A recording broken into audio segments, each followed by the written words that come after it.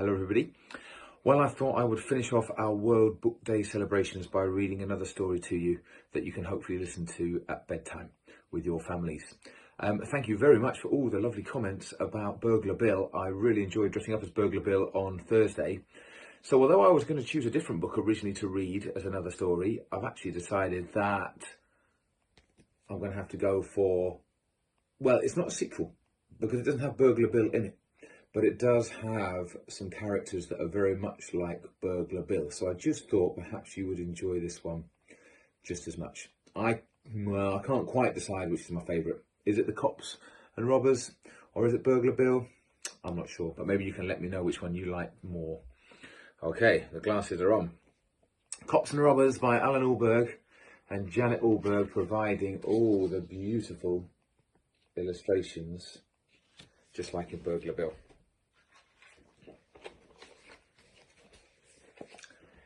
Here are the cops of London town, hard-working, brave and true. They drink their tea, stay up till 3, and take good care of you. I love the inside of this police station.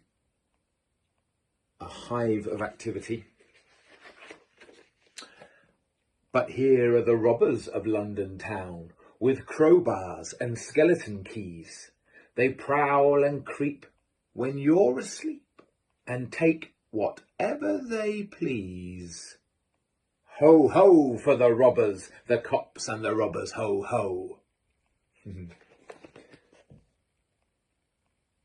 Just like the kind of stuff that Burglar Bill was up to. The worst of the robbers, as most of us know, is dreadful Grabber Dan. His voice is gruff, and he's pinched enough stuff to fill a furniture van. His mates in the gang are Snatcher Jack and Babyface Billy the Bag, Pegleg Horace, Fingers Morris and Villainous Grandma Swag. Ho, ho for the robbers, the cops and the robbers, ho, ho. I always think Grabber Dan looks a little bit like Burglar Bill.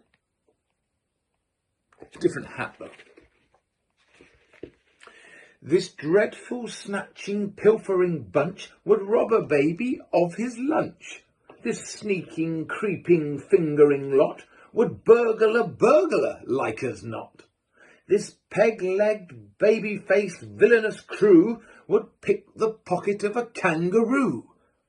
Now we hear there's worse to come, for the robbers are planning, the scallywag scum, to make a haul on Christmas Eve of all the toys that they can thieve. Like crooked Santas, they'll creep about, pinching presents, not giving them out. Ho, ho for the robbers, the cops and the robbers, ho, ho.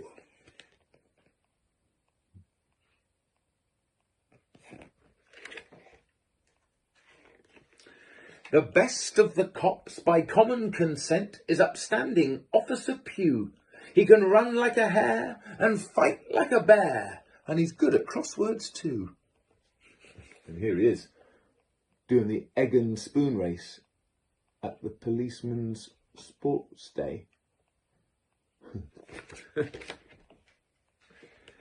So on Christmas Eve, when the trouble began, the station sergeant said, "The thing to do is to send for Pugh. He'll get 'em alive or dead." "Now listen, Pugh," said the sergeant. "The problem is this. There are toys going missing galore.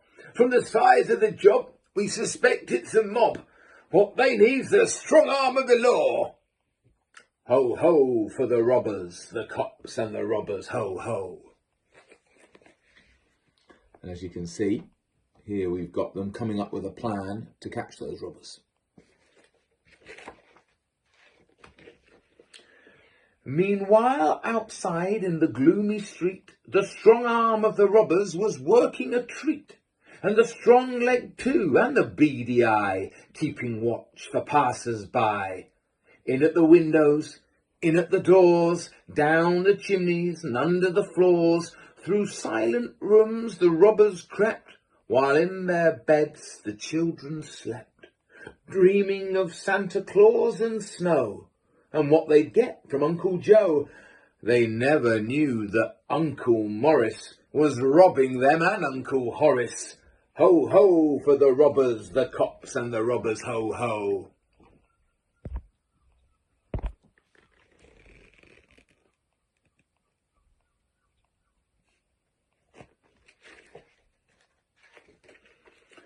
The lookout man was Snatcher Jack. He stood in a doorway yawning. But when Officer Pugh came into view, Jack saw him and whistled a warning. And if you look really carefully, yes, you can just see Officer Pugh and all the other robbers watching him.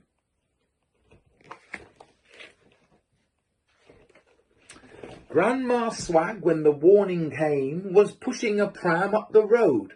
It was piled high with loot and stolen to boot, a thoroughly villainous load. Hello, hello, said Officer Pugh. Now then, what's going on here? Not much, young man, said the criminal Gran. We're just having a robbery, dear. Ho, ho for the robbers, the cops and the robbers, ho, ho. And look, Officer Pugh has to start the chase.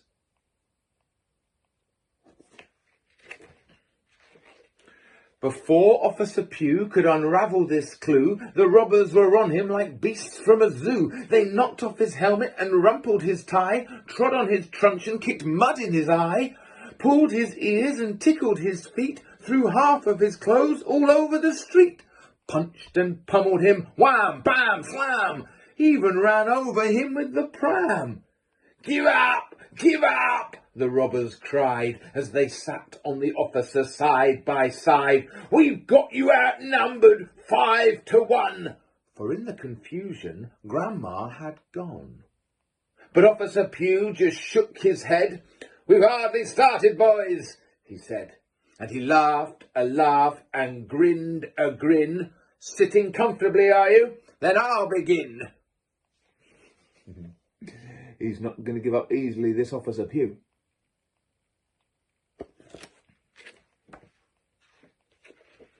With a sudden leap, he bounded free and handcuffed Horace to a nearby tree, tied Morris up in an empty sack and beat the daylights out of Jack. Help! Shouted Billy. This can't be fair. That Pugh's not human. He fights like a bear. My mother was right. Crime doesn't pay. And with these words, he fainted away. Looks like Officer Pugh's taken them all on and won.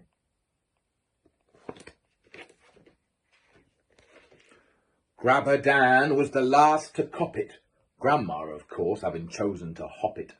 Dan tried to hide, the officer sought him. Dan tried to run, the officer caught him. Dan went to lift Pugh over his head. The officer lifted Dan instead and whirled him round and swung him whoosh across the road and into a bush. Down he tumbled, skidded, rolled, hit a concrete gnome and was knocked out cold. Pugh dusted his hands and sat on the wall. A little snow had begun to fall. He looked at the gnome and patted its head. You could get a medal for this, he said. Ho, ho for the robbers, the cops and the robbers, ho, ho.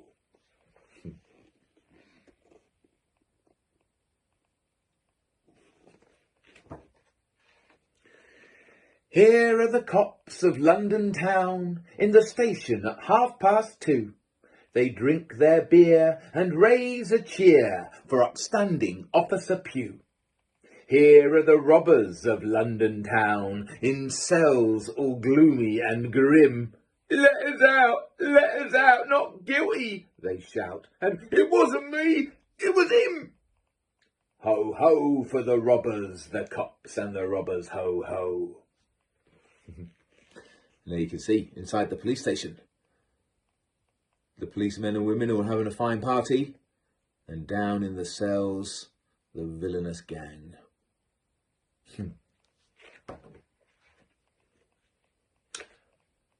And the toys? Oh, they were taken back by a Santa Claus copper with a Santa Claus sack, while the rest of the force searched day and night for an elderly lady of medium height, with a fondness for earrings and red fox furs, and a habit of taking what wasn't hers. She usually carried a sizable bag. Her name, of course, was Grandma Swag. Ho, ho for the robbers, the cops and the robbers, ho, ho. So, look really carefully, because there on the wall is a wanted poster. Grandma Swag got away, didn't she? I wonder if anyone ever saw her again. Did you see her?